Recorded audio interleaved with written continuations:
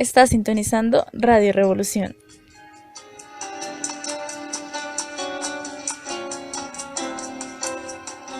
Hola, mi nombre es Joana Arjuela y esta mañana los estaremos acompañando junto con Laura Ortiz con un tema muy especial que tenemos preparado. Son las 7:30 am, gracias por sintonizarnos. Muita calma pra pensar e ter tempo pra sonhar da janela. En esta mañana queremos conmemorar estas emisoras que en Latinoamérica se volvieron un hito como medios masivos, que tuvieron en cuenta las demandas de sectores siempre excluidos o segregados en la sociedad. Sí, además protagonistas de una de las experiencias de comunicación horizontal y comunitaria más importante en el continente y en el mundo, las cuales buscaban un desarrollo social y un consciente progreso económico. Yo soy Laura Ortiz y les doy la bienvenida a Radio Revolución.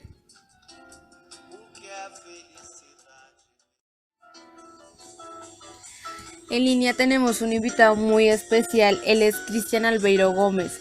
Es un historiador de la Universidad de Buenos Aires, Argentina, y él nos va a contar un poco sobre la Radio Colifata.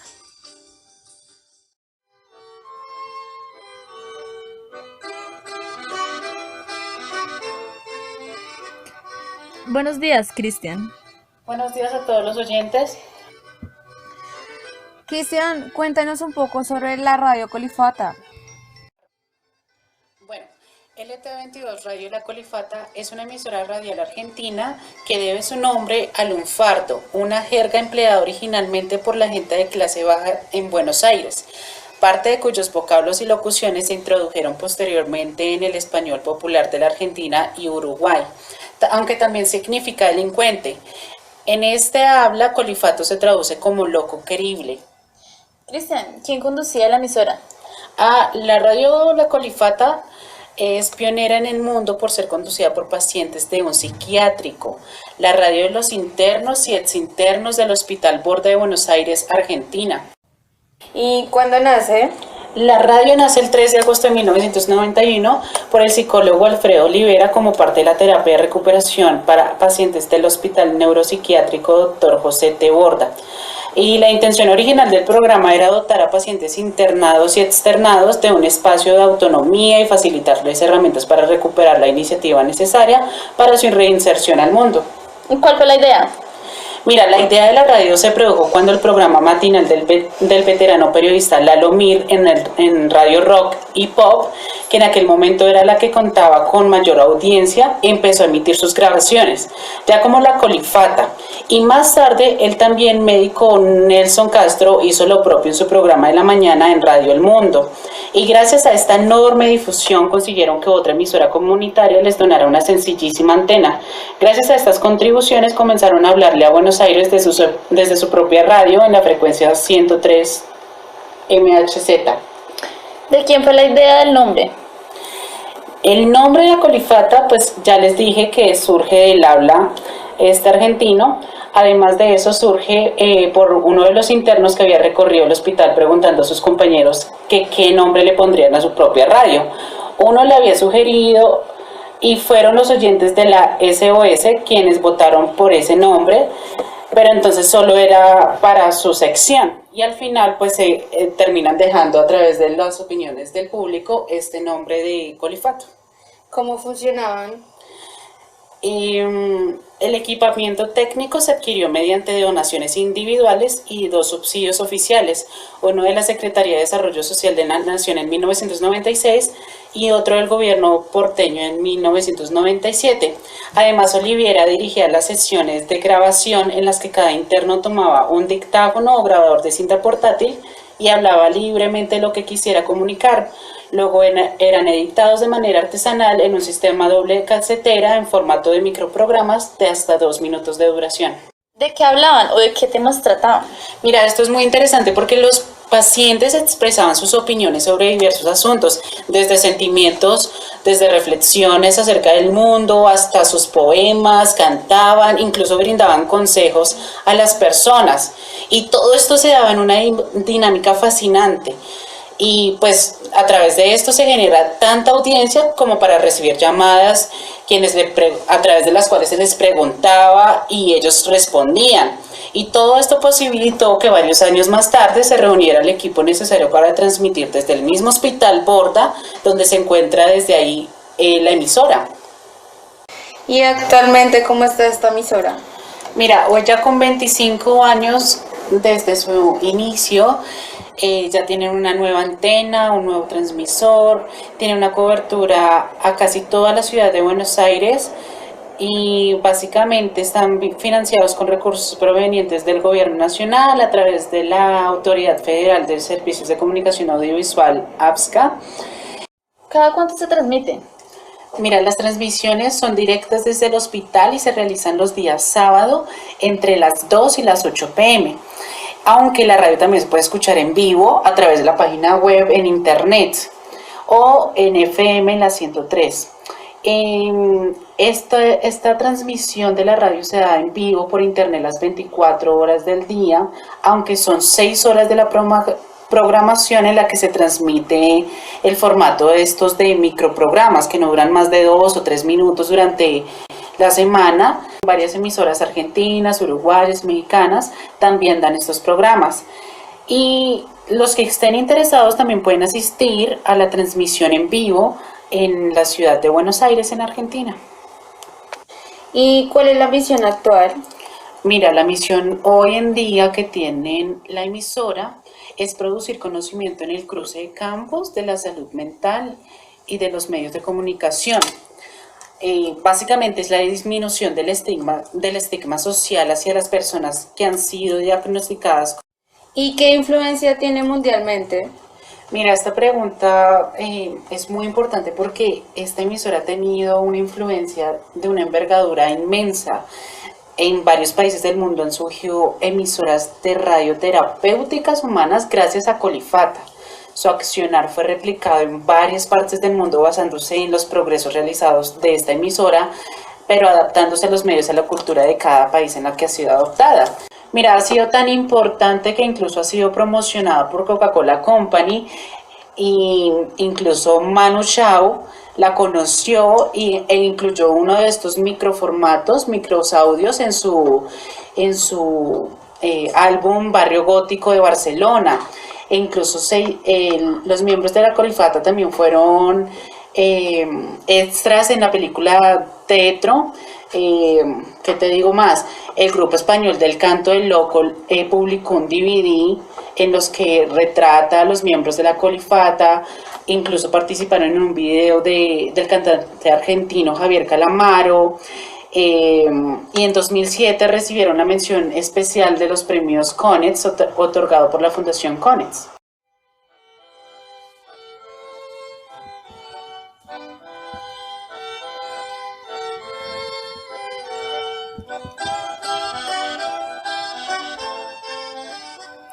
Genial, porque el discurso de inclusión antisegregación es bastante interesante. La participación de las personas con problemas psicológicos es un tema muy controversial. Además, es importante recalcar que esto es un acto muy bizarro por parte de los promotores. Sí, bastante bizarro. Gracias, Cristian Albeiro, por hacer parte de nuestra programación.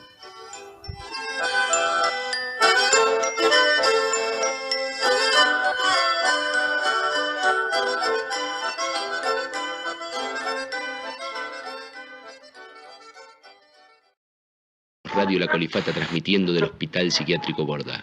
Les quiero contar una historia. Todo empezó un 3 de agosto de 1991.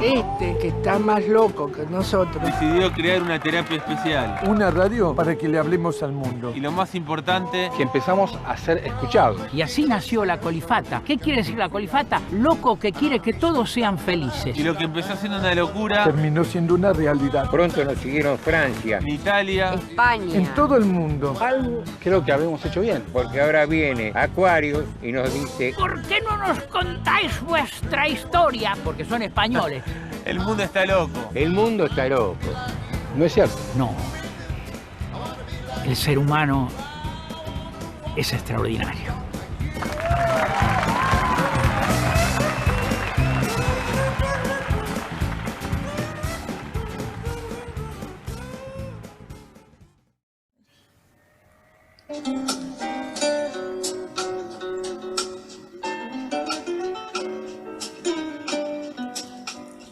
Esta emisora argentina llamó mucho mi atención. Sí, yo además es muy interesante. Sí, Colifata sonaba muy bien, aunque, ¿sabes? Hay una emisora que me gusta demasiado. ¿Cuál es? Sutatensa. ¿Has escuchado de ella? Sí, Joana, mira que esta es una de las emisoras más importantes aquí en Colombia y desde sus inicios su objetivo fue bastante innovador. Sí, y mira que en 1947 el sacerdote José Joaquín Salcedo inició desde la pequeña parroquia de Sutatensa, un pueblo ubicado en el corazón del Valle de Tensa. Este está ubicado en el departamento de Boyacá, Colombia, un proyecto de escuelas radiofónicas bajo una organización denominada Acción Cultural Popular, que se denomina como el ACPO, que mantuvo una importante presencia entre 1954 y 1978 y terminó en 1989 cuando Caracol Radio compró la emisora. Caracol Radio compró la emisora de Sutatensa. Qué interesante. Aunque yo sabía que tenían una campaña de alfabetización rural masiva que entre 1947 y 1994 se realizó en el país. Radio Sutatensa fue una iniciativa pedagógica y de doctrina que se convirtió en una gran industria cultural pionera en el uso de la radio y la multimedia, cuyo archivo ofrece innumerables posibilidades para la investigación histórica. La formación campesina se adelantó mediante escuelas radiofónicas y llegó a 687 localidades del país, gracias al apoyo de 20.039 dirigentes campesinos formados por esta institución. Radio Sutatensa fue pionera en el desarrollo de un modelo educativo que fue imitado por otras emisoras católicas latinoamericanas en Chile, Argentina, Ecuador, Perú, Bolivia, Venezuela y Nicaragua, entre otras. Claro, y pues aparte de eso tenía la preparación de los programas, involucraba a grupos de personas que correspondían a los 5 campos definidos para la formación integral. Esos eran el alfabeto, el número, la salud, economía, trabajo y espiritualidad. Se diferenciaban 2 niveles, uno básico de alfabetización y enseñanza de las operaciones aritméticas, que era de media hora diaria durante 90 horas, y otro progresivo de educación fundamental integral de 1 hora diaria. Sí, que duraba 2 años. Además, la misión de este se repetía 3 veces al día, además de difundir los conocimientos fundamentales sobre agricultura, economía doméstica, higiene, salud. Se desarrollaron campañas específicas tales como la conservación del suelo, mejoramiento de vivienda, salud preventiva, nutrición, recreación y procreación responsable. Sí, claro, también para la implementación del programa educativo ACPO contó durante su historia con el apoyo de diferentes instituciones internacionales para el desarrollo de los contenidos de la educación fundamental integral y la producción de las cartillas. Pues estas cartillas eran como un estilo de cuaderno o de cuadernillo que ellos debían seguir según las instrucciones del locutor en el momento de escuchar pues la programación y el programa que creían conveniente. Claro, además también recibió la asistencia de la UNESCO a través de educadores, al igual que miembros de la Congregación de Hermanos Cristianos enviados desde Francia para el diseño, la instalación y el mantenimiento de la red de la emisora. También recibió asistencia técnica de Philips y del gobierno holandés, al igual que la RCA de los Estados Unidos. Bueno, para la financiación, la impresión de las cartillas y documentos se contó con el apoyo del gobierno y de la Iglesia alemana a través de sus agencias de cooperación internacional. Con el apoyo de las agencias católicas alemanas y de los Estados Unidos se otorgaron becas completas y educación a 20.000 jóvenes campesinos que se formaron en los institutos campesinos para cursos de formación de expertos, educación radiofónica, proveniente de 13 países latinoamericanos: México, Guatemala, Honduras, El Salvador, Nicaragua, Costa Rica, Panamá, Venezuela, Ecuador, Perú, Bolivia, Chile y Argentina.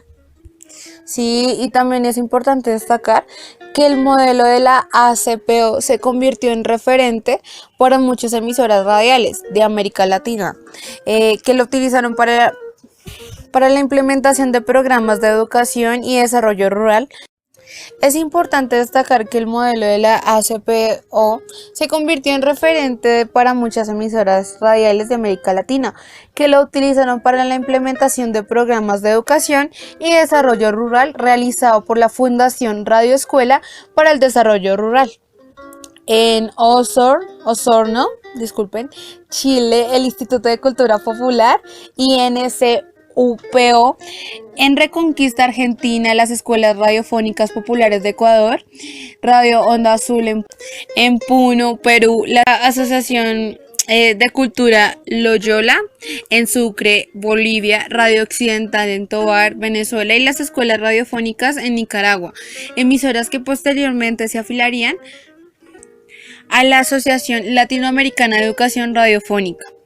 Esta asociación se constituyó el 22 de septiembre de 1972 en Sutatenza como resultado del segundo seminario de directores de escuelas radiofónicas de América Latina convocados por ACPO con sede primero en la Argentina y posteriormente en Quito, Ecuador.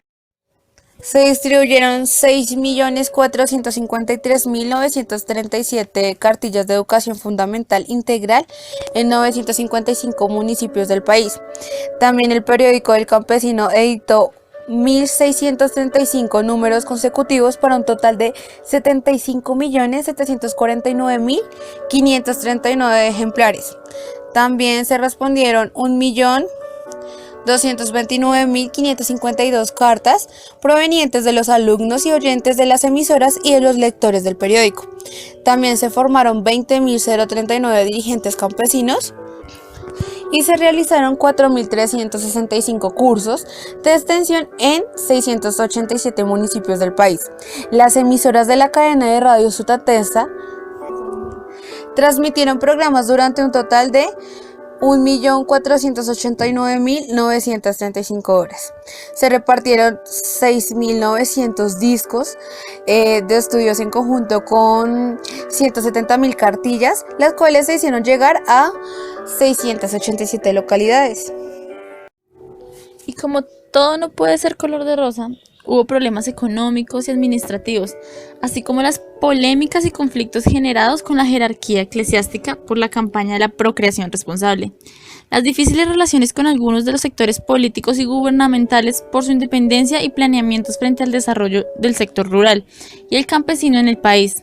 El gran desarrollo en los medios de comunicación comerciales, la radio y la televisión, en la década de los 80 llevaron a la pérdida de influencia de la emisora y su gradual desaparición. El proyecto finalizó en 1994, fecha en la cual Radio Sutatenza fue clausurada y sus instalaciones vendidas, pues como ya veníamos hablando, a las emisoras comerciales como la cadena de Caracol. Durante los 47 años de actividad se utilizó la radiodifusión, el periodismo y diferentes metodologías de comunicación interpersonal y masivas para la capacitación participativa mediante un proyecto pedagógico titulado Educación Fundamental Integral, con los siguientes objetivos básicos: motivación del campesino hacia el desarrollo, promoción humana del bienestar físico, intelectual y espiritual, integración del campesino dentro de la sociedad, organización y desarrollo de la comunidad, productividad y desarrollo de la espiritualidad. Pero mira, los ítems que la componen contienen grabaciones con el audio de los programas que transmitió la emisora, los guiones que se usaron, las colecciones completas del periódico El Campesino y los discos de acetato o vinilo con grabaciones para las escuelas radiofónicas y de campañas adelantadas. Lo que es lo de la reforma agraria y procreación responsable fueron los más importantes. Y los que generaron más polémica. Claro, adicional a eso también hubo gran cantidad de publicaciones impresas, así como documentos de registro del programa educativo, que pues en esos documentos estaban las hojas de vida, las fotografías, las diapositivas, los sonovisos, las películas, y las películas eran de 16 minutos, y videocassette, y un gran acervo de correspondencia. En el mes de octubre del 2013, la colección documental de Radio Sutatenza y de Acción Cultural Popular, cuestionado por la Biblioteca Luis Ángel Arango y el Banco de la República, se incorporó en el registro Memoria del Mundo de América Latina y del Caribe, en reconocimiento de su significación para la memoria colectiva de la sociedad en América Latina y el Caribe. Los dejamos con un pequeño fragmento de la identificación de la Radio Sutatenza.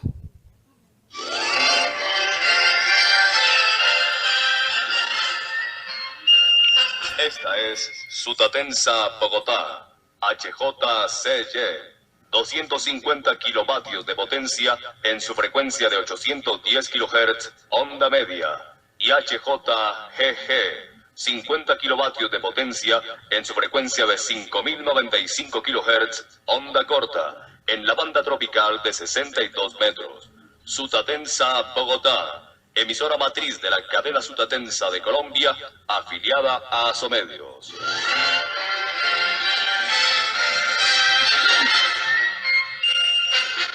Y pues, Laura, ¿no te parece que, qué lástima que esta emisora no hubiera seguido? Porque es que, mira, si nos ponemos a analizar más el tema, fue una de las pioneras y además es muy fundamental en la educación y más que le enseñaba a las personas a pensar. Por eso mismo es que, mira, los medios, el Estado, o sea, tantas cosas que influyen en nosotros que, o sea, no quieren que tengamos un punto crítico.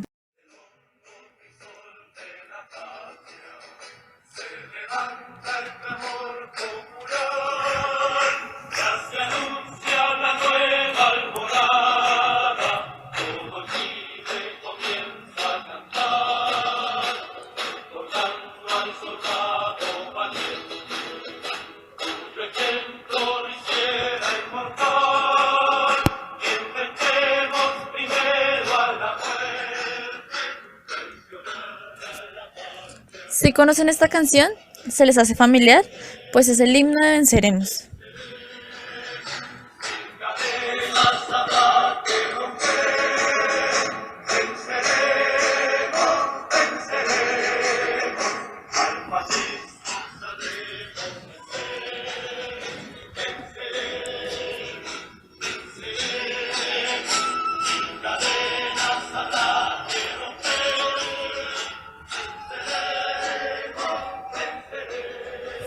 Fue una radioemisora clandestina de República de El Salvador, que fue la voz del Frente Farabundo Martí para la Liberación Nacional.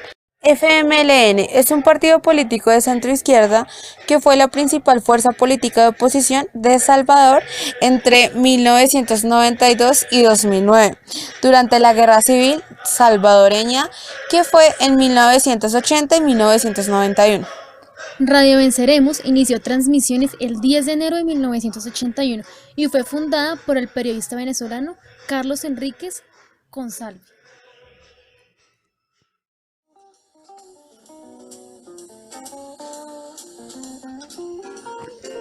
La radio tenía su base en las montañas del norte del departamento de Morazán, cerca de la localidad de Perquín. Transmitía en onda corta y en FM 3 veces al día. Su emisión principal ocurría a las 6 de la tarde. No era como las emisoras comerciales y la tecnología para transmitir brillaba por su ausencia. Tenían una mesa de madera, una consola pequeña de 8 canales, un cable largo que llevaba un transmisor de kilovatios de onda corta que transmitía en todo el territorio salvadoreño y en amplitud modulada. 6 personas hacían labores en la emisora. Sin embargo, esta era solo la parte de producción y difusión, ya que esta cuadrilla de seguridad de 20 guerrilleros, las cocineras y el puesto de mando y de inteligencia. Radio Venceremos era tan vital como los ideales por los que se habían ido a la guerra. Era la forma más certera de disparar el golpe más contundente y lo hacían a través de la palabra, cada vez que se oía en el territorio salvadoreño. Transmite Radio Venceremos desde Mozarán, el territorio en combate.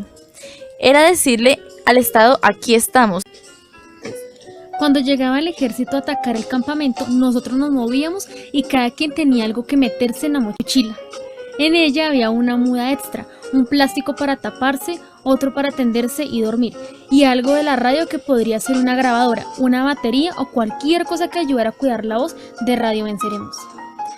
El joven guerrillero que entró a los 17 años a ser parte de las filas del FMLN se desmovilizó a sus 31 años, cuando el 16 de enero de 1992 el gobierno de El Salvador y el Frente Farabundo Martí para la Liberación Nacional firmaron el Acuerdo de la Paz en México para ponerle fin a la guerra civil de los 12 años. El FMLN llegó a tener un control territorial muy grande, no de una selva sino de pueblos y de ciudades importantes. El hecho de existir una radio que el ejército no podía destruir y que estaba ahí tan cerca de la ciudad para los periodistas era toda una leyenda. Se transmitía todos los días a la misma hora. Esa era la disciplina. Empezó a transmitirse 2 veces al día y luego 4. En vivo era a las 6 de la mañana, luego lo pasamos a la noche. Nosotros cuidamos mucho la credibilidad. Radio Venceremos se ganó el respeto de todos los salvadoreños. Todas las mañanas, debajo del sol o la lluvia, el comandante jefe era Joaquín Villalobos. Hacían un consejo de redacción y aunque tenía 25 años, ninguna profesión, su palabra era válida a la hora de tomar decisiones editoriales. Claro, Joaquín era muy empírico. Adicional a eso, luego el consejo, si había combates en algún frente de esta guerrilla, pasaba un reportaje directamente desde línea de fuego. Luego venía alguna crónica sobre los frentes de guerra. Por ejemplo, decían: aquí estamos en el Trapiche, vamos a entrevistar a Pepito Pérez, vemos una vaca, hay tantas personas, y así. Luego venía siempre una editorial de Radio Venceremos que reflejaba los puntos de vista del grupo insurgente. Marvin recuerda que la prensa internacional tomaba nota de todo de lo que ellos decían. Al día siguiente salía Radio Venceremos, informó esta mañana que atacaron tal cosa o hicieron tal otra. Así se convirtieron en un referente de la prensa extranjera. Estar 12 años al aire en el monte huyendo del ejército salvadoreño no era tan fácil y quizá no lo hubieran podido hacer sin los apoyos que venían de Nicaragua o de Estados Unidos a través de personalidades de Hollywood que apoyaban la causa de la guerra civil. Por un lado, Nicaragua donaba armas y el dinero llegaba a Estados Unidos por medio de artistas. Según Marvin, recogían el dinero o realizaban conciertos para recaudarlo, como lo hizo el salvadoreño Carlos Santana. Aparte de esto, la zona desde la que transmitía la radio era una de las áreas de territorio salvadoreño controlado por el Ejército Revolucionario del Pueblo, una de las organizaciones integrantes del FMLN. La radio se creó con la intención de ser un referente informativo para el pueblo salvadoreño y la comunidad internacional sobre el desarrollo de la guerra civil en el país. Los años de guerra de la estación y su influencia nacional e internacional fueron documentados en la obra Las 1001 historias de la Radio Venceremos, por el periodista cubano José Ignacio López Vigil, y La terquedad del Izote, de Carlos Enrique Cosavil. Las transmisiones diarias de la emisora se abrían y se cerraban con la canción de Venceremos, del grupo chileno Inti Illimani, como la canción que acabamos de escuchar. Sí, en cada transmisión la radio instaba a la población a apoyar la lucha del FMLN, denunciaba los crímenes de guerra cometidos por sus enemigos, informaba sobre los ataques realizados por las fuerzas del FMLN en contra de las fuerzas e instalaciones gubernamentales, así como las bajas sufridas por ambos mandos. Bajo la dirección del periodista alemán Paolo Luertz, se creó una unidad audiovisual dependiente de la radio, denominada Sistema Radio Venceremos, que producía documentales y películas destinados al público estadounidense y europeo, con el fin de denunciar las violaciones a los derechos humanos cometidas por la Fuerza Armada de El Salvador y dar a conocer la lucha de liberación del FMLN. Carlos Enríquez Consalvi se separó de la radio en 1994 para fundir el Museo de la Palabra y la Imagen.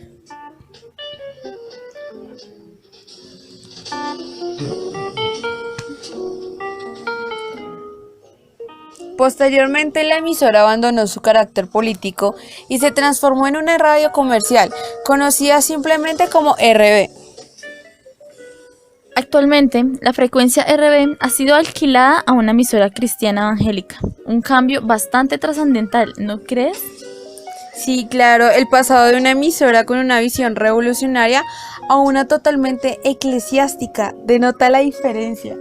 Sí, escuchemos un fragmento de lo que era la emisora de los tiempos revolucionarios.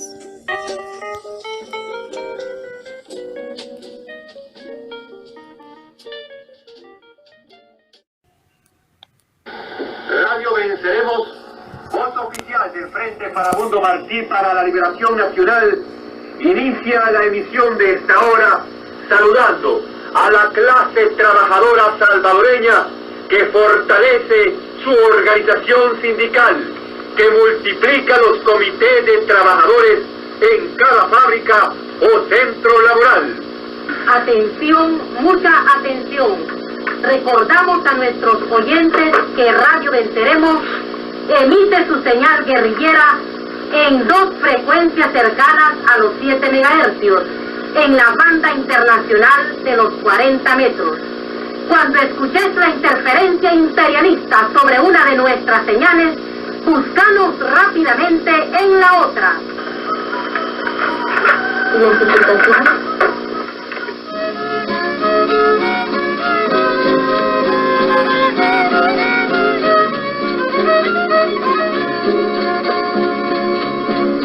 Y oye Radio Venceremos desde el centro de la montaña, transmitiendo sus mensajes del poder de un pueblo en armas.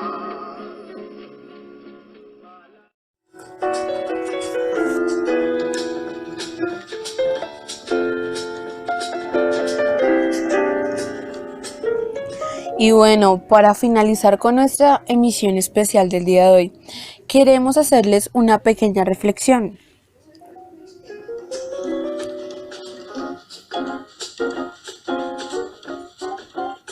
Bueno, haciendo una comparación con estas emisoras y la Escuela de Frankfurt, los medios de comunicación, aunque sean masivos, rompen con la hegemonía cultural que forma parte de las directrices del sujeto, porque muestran otra realidad los medios de difusión y les dicen a las personas cómo se construye y cómo entenderse de esta realidad.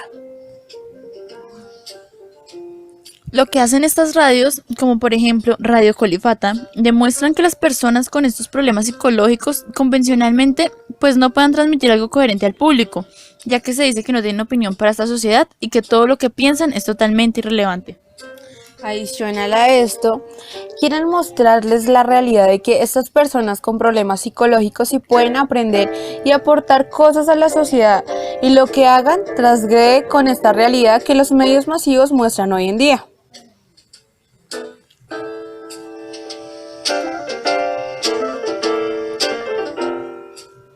Estas radios también se encargan de que podamos romper paradigmas y estereotipos que la sociedad crea, y los medios se encargan de difundirlos aún más.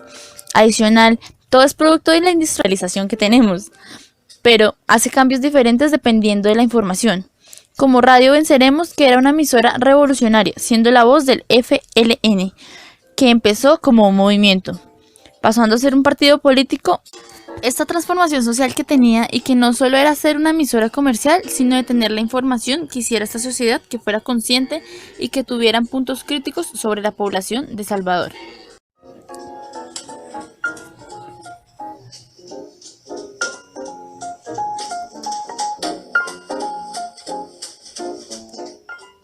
Lo mismo sucede con Radio Sutatensa, que rompe con el paradigma de que el periodismo no puede aportar cosas a la sociedad, ya que con esta emisora se generó una transformación a nivel social y cultural, ya que no solo daba información, sino educaba a la sociedad y la ayudaba a generar ideas para que pudiera defenderse en su diario vivir, y que recordáramos que el objetivo de esta era alfabetizar a la población campesina. Radio Colifata, Sutatensa y Venceremos eran emisoras de radiodifusión masiva, pero sin ningún interés comercial. Su principal objetivo era el cambio social y difundir un mensaje, generar un cambio y hacer que sea partícipe de la comunidad y de sus alrededores.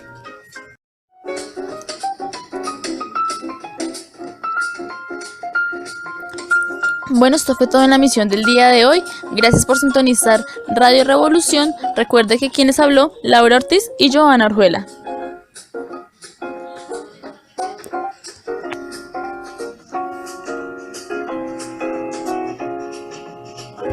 Nos despedimos y los dejamos con un poco de jazz.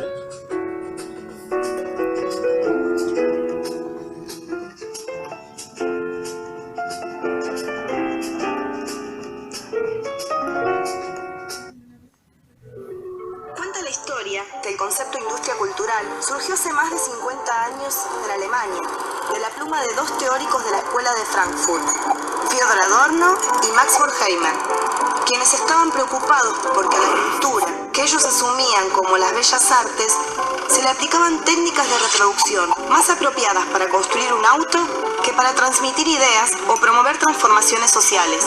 En el inicio de esta historia, para Adorno y para Horkheimer, la industria cultural era el malo del cuento, ya que se unían dos términos que para ellos no resultaban compatibles: industria más cultura. Por un lado estaba la industria, es decir, la producción serializada y estandarizada de productos. Es el mismo proceso que hace que cuando compramos un paquete de arroz de una marca y tipo determinado en el supermercado, ese paquete sea idéntico al de al lado. Por otra parte estaba la cultura, es decir, las actividades creativas que generan los individuos y grupos para expresar y representar sus ideas, valores y creencias. Pero con el tiempo y la aparición de los medios masivos de comunicación, esta realidad se modificó radicalmente. Los productos de la cultura también pasaron a ser bienes industriales. ¿Qué es hoy cultura? Tanto una pintura como la Mona Lisa colgada en el Louvre, como el último post de un blog sobre viajes turísticos. En tus manos colocamos este día que ya pasó y la noche que llega.